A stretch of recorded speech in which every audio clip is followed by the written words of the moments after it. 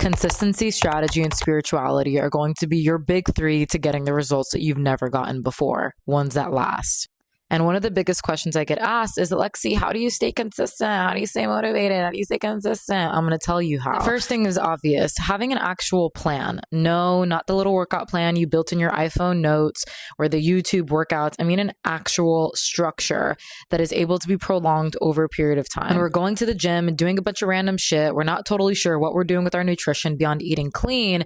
It can leave us kind of lost and wondering if what we're doing is actually working.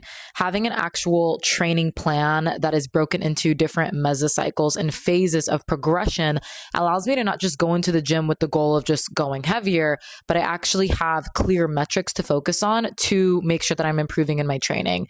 So that way I never get really bored and I'm always shooting for a progression in the gym. Next is obviously your mentality. Now, I treat the gym like an appointment.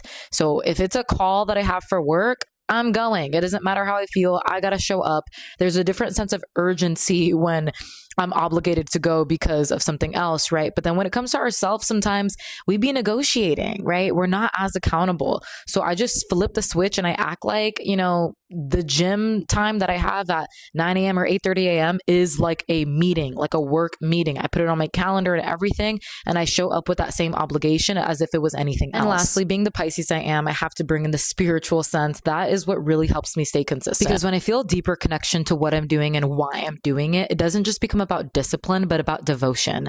Devotion to myself, my body, my future. And that way, it also feels a lot less about effort and more about embodiment.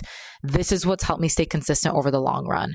I would love to hear what stood out the most to you from today's reel and hear your takeaways in the comments. And if you're craving deeper, longer conversations around building true discipline and consistency, listen to my podcast linked in the bio below. My bad, I mean on my page, but yeah, bye.